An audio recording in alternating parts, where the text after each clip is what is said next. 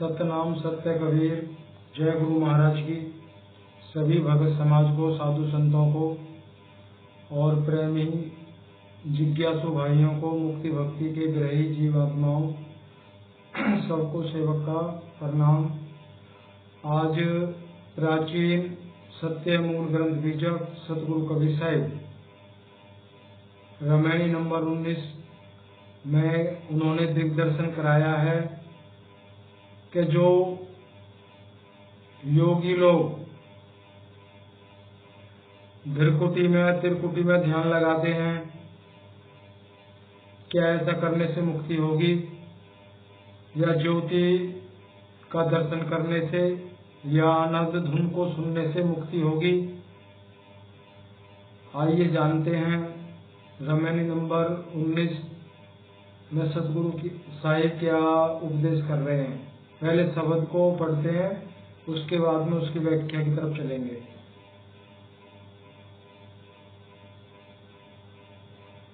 सत्य संदेश रामायणी 19। अनहद अनुभव की करी आशा, विपरीत देखूं तमाशा। यह तमाशा देखूं रे भाई, अहवा सुनता चली जाई। शून्य ही बंछे शून्य ही गयो, हाथ छोड़ बेवा भयो। संशय सावज सकल संसारा, काल अहेरी सांझ सकारा। ये शब्द हो गया। अब साखी है। सुमरिन करूं राम का, काल गए है केस। ना जानो कब मारही, क्या घर क्या परदेश। सतगुरु कबीर साहब योगियों के सिद्धांत का खंडन करते हैं।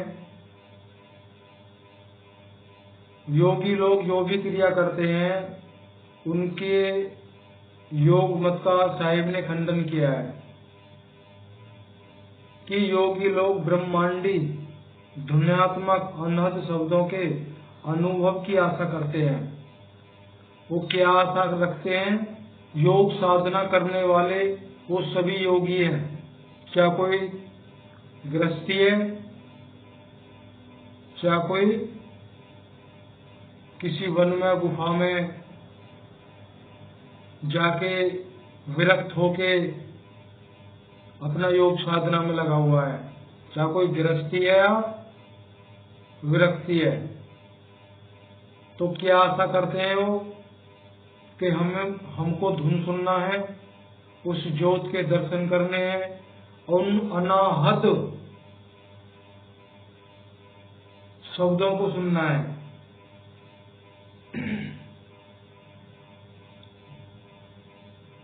कह रहे बस यही अनुभव की आशा करते हैं। यह विपरीत अर्थात उल्टा तमाशा तो देखो कि स्वयं चेतन होकर भी और जड़ अनहद शब्दों की आशा करते हैं। हे भाइयों, यही उल्टा तमाशा खेल योगियों का तो विचार पूर्वक देखो कि जहाँ गगन मंडल शून्य स्थान है, वहीं ये लोग प्राण वायु द्वारा ध्यान द्वारा चले जाते हैं। कह रहे हैं उल्टा ही तमाशा है। उल्टा क्यों कहा है सतगुरु कबीर साहिब ने? उन्होंने इसलिए उल्टा कहा है,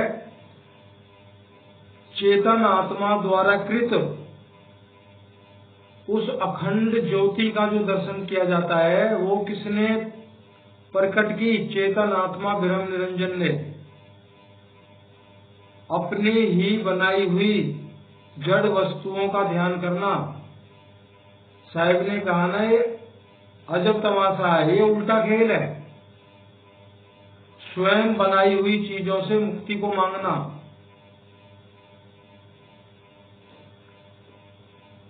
तो ये जहाँ गगन मंडल शून्य स्थान है, वहीं ये लोग प्राण वायु तथा ध्यान द्वारा चले जाते हैं। श्वासों का जाप, प्राण वायु कहते हैं श्वासों का जाप, और ध्यान लगा के इनकी सूरत पहुंच जाती है। वहां पे धुनों को सुनती है, ज्योति का दर्शन करती है और अनेकों प्रकार के शब्दों को भी सुनती है।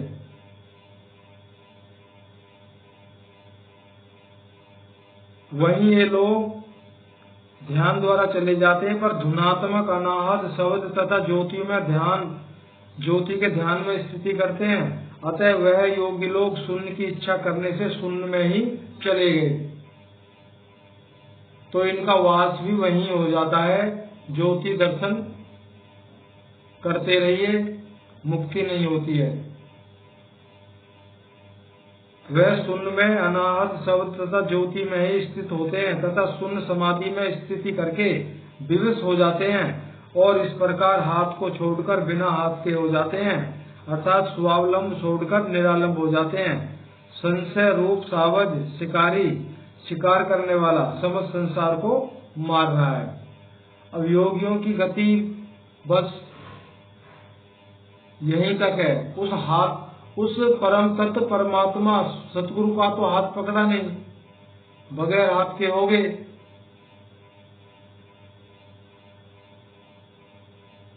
और वहां भी कोई बिरला पहुंचता है, जैसे महायोगी गुरु गोरखनाथ, सिद्ध पुरुष, उन लोगों की वहां पे गति होती है, लेकिन उनका जैसे ही उस साधना का फल समाप्त होता है तो इस माया की चक्की में उनको पिसना ही पड़ता है।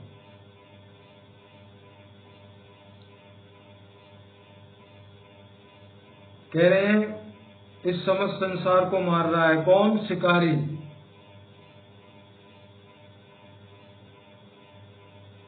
काल, ब्रह्म निरंजन, भगवान ईश्वर अपनी माया की चक्की में सब समस्त संसार को पीस रहा है।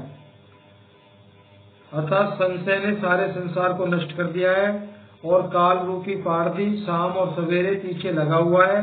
अर्थात सारा संसार सावज शिकार है, और काल भगवान पारधी शिकारी है, जो सबको संशय भ्रम में डालकर मार रहा है। जो भक्त लोग हैं उनके अंदर संशय पैदा करके उनको मारा जाता है। अब संशय किसका है? दुनिया भर की झूठी भक्तियां फैला रखी हैं, उनमें सब लगे हुए हैं, ये भ्रम है। इसी के द्वारा सबका शोषण होता है, सब पिसते हैं। कह रहे सुमरिन करऊं राम का, अर्थात सतगुरु कबीर साहब कहते हैं कि हे मनुष्यों, तुम लोग यदि जन्म मरण आदि सर्व बंधनों से छूटना चाहते हो तो पिंडी तथा ब्रह्मांडी, वर्णात्मक तथा धुनात्मक सभी अनाहत शब्दों और ज्योतियों को जड़ तथा असत्य समझकर किसी भेदी संत सतगुरु के शरणागत होकर अपना कल्याण करो।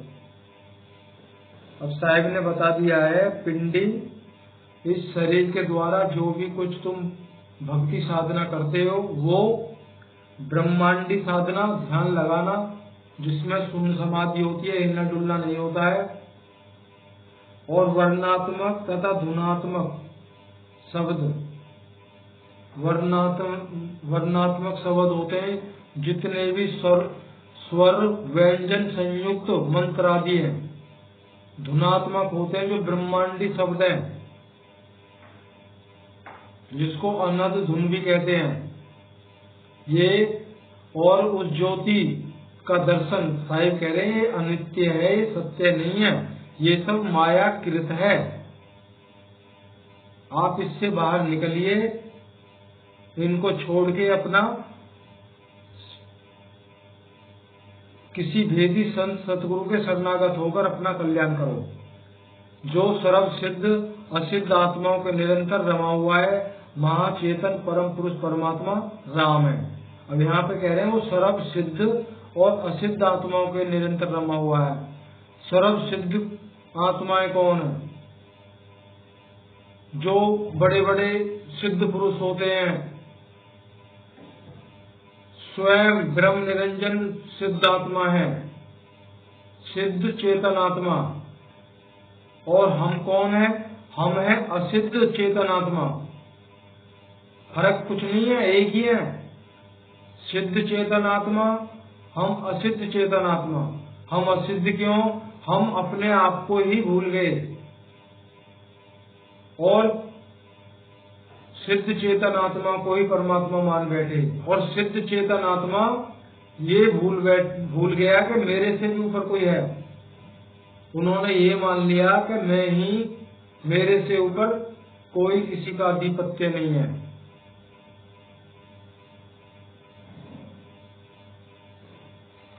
तो साहिब ने कहा इन सबको समझ के छोड़िए और किसी भेदी सदगुरु की शरणागत होकर उस परम पुरुष राम का स्मरण करिए। वही अखंड विधेय सत्य सवद सत्य पुरुष परमात्मा राम है। अतः एवं उसी की प्राप्ति के लिए भेदी सतगुरु से उपदेश लेकर, भेद लेकर साधन अभ्यास द्वारा स्मरण करना चाहिए। यही अवसर फिर मिलना कठिन है, क्योंकि काल पुरुष मृत्यु ने तुम्हारे सिर के केस चोटी पकड़ी हुई है। यह भी किसी को पता नहीं कि वह काल कब मारेगा। यह भी किसी को पता नहीं कि वह काल कब मारेगा, क्या घर में क्या परदेश में कब मार डालेगा, यह कोई नहीं जानता।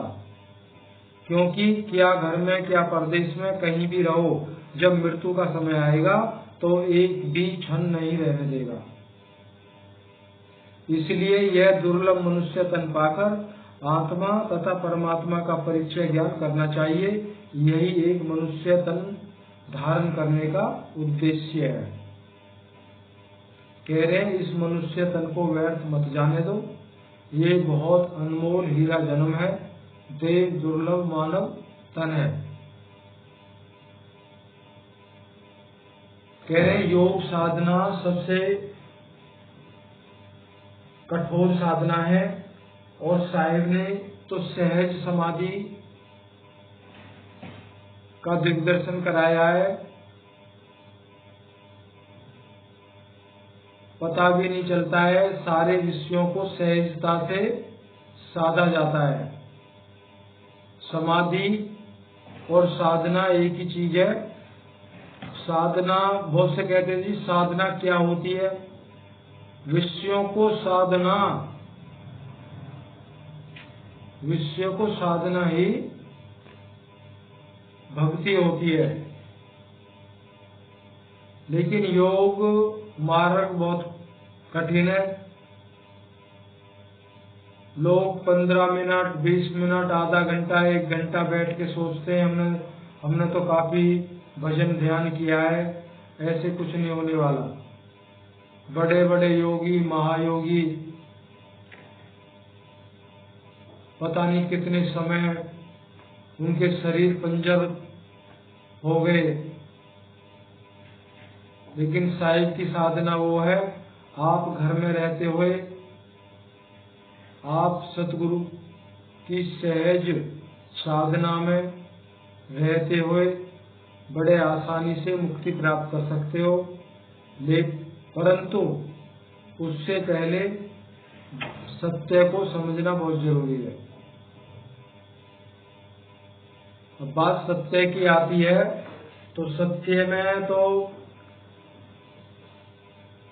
सबसे पहले जो ध्यान जाता है वो गुरु की तरफ जाता है। आजकल वर्तमान में जल्दी से गुरुओं पे विश्वास नहीं करता है कोई, लेकिन केवल एक ही पहचान याद रखिए। पहचान तो बहुत है सच्चे गुरु की, जो आज तक किसी ने भी बताई तो बहुत है, लेकिन वो सत्य पहचान नहीं है। एक साहिब की वाणी के द्वारा याद रखिए, लंबा चौड़ा कुछ याद करने की जरूरत नहीं है कि सच्चा गुरु है या झूठा गुरु है। साहिब की एक वाणी को स्मरण रखिए, मान बढ़ाई कछऊ न राखे, ऐसी जुगत लगावे, कहे कबीर या गति का जोगी, बहुरी न भवजल आवे। देखो, गुरु के अंदर मान बढ़ाई अगर लेस मात्र भी है तो उस गुरु के अंदर सत्यता बिल्कुल भी नहीं है। ये आप स्वयं निर्णय करिए। आप जिस भी गुरु की शरण में जाते हैं, आप देखिए वहां पे होता क्या है। क्या आपको ज्ञान फ्री में दिया जा रहा है? किसी भी माध्यम से आपसे पैसा नहीं लिया जा रहा? देखो, जिसको मान बढ़ाई नहीं चाहिए वो गुरु एक तो उस विदेश स्वरूप में उसकी सूरत 24 घंटे रमन होती है, उसे किसी से कोई लेना देना कुछ नहीं, कोई भंडारा नहीं चाहिए उसको, कोई लंबा चौड़ा पंडाल या सत्संग घर नहीं चाहिए। करना क्या है? मुक्ति भक्ति के कोई बिरले जिज्ञासु होते हैं, उनका रास्ता बनता है, जरिया बनता है, वो गुरु की शरण में पहुंचते हैं, वो उनको मार्गदर्शन करते हैं, उपदेश देते हैं। जब दृढ़ता उनके अंदर पूर्ण हो जाती है, प्रेम जागृत हो जाता है, ग्रह जागृत हो जाती है, तो घट के अंदर ही उस सार नाम, सार शब्द, विदेश स्वरूप, अकह नाम, कुछ भी कह लो, वो वहीं पे घर बैठे प्राप्त होता है। सतगुरु उसको लखाते हैं। मुक्ति भक्ति इतना लंबा चौड़ा प्रोसीजर नहीं है कि आप जीवन भर सत्संगी सुनते जा रहे हैं, जीवन भर भजन ध्यान कर रहे हैं। बड़ा सहज मार्ग है उनका, निध्यासन।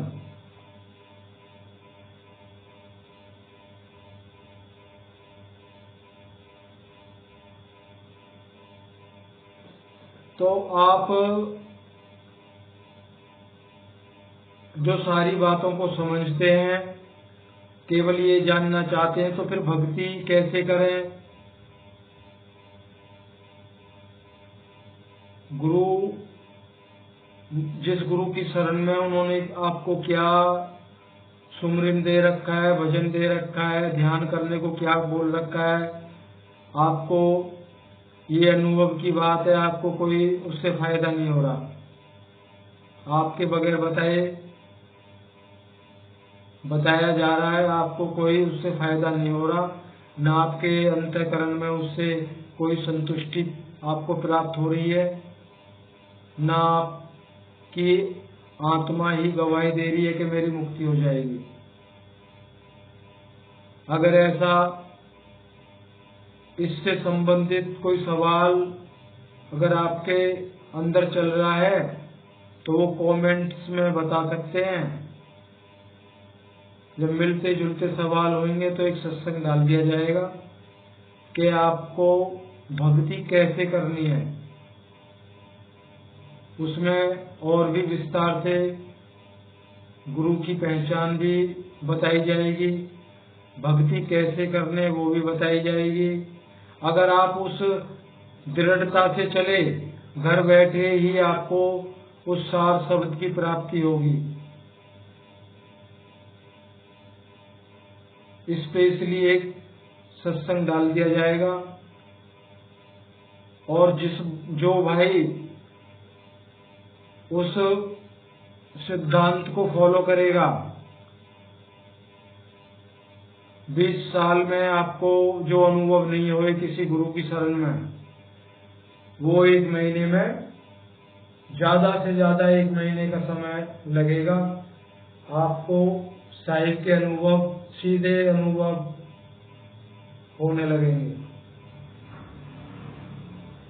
जो भी भाषा आप बोलते हैं, आप ही की लैंग्वेज में अनुभव होंगे, ताकि आप आसानी से समझ सकें।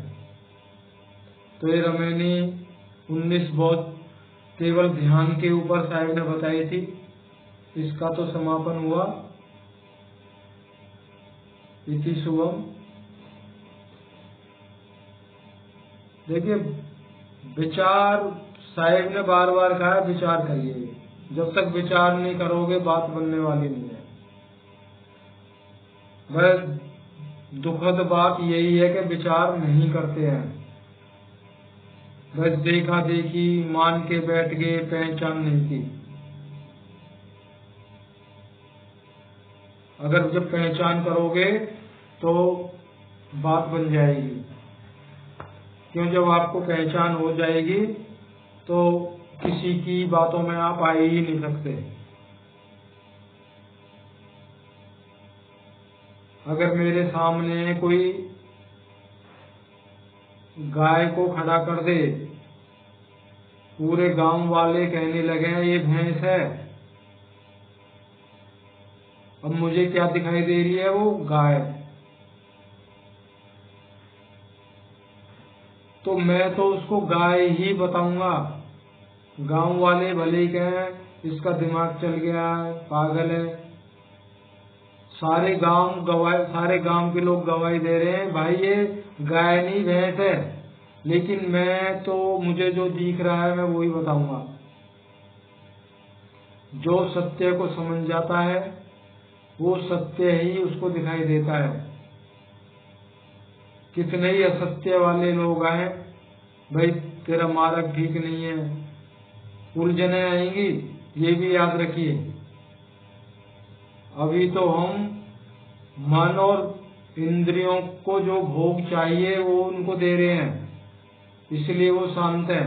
जैसे ही सत्य को पकड़ोगे, सत्य याद रखिए कड़वा होता है, बेस्वादहीन होता है।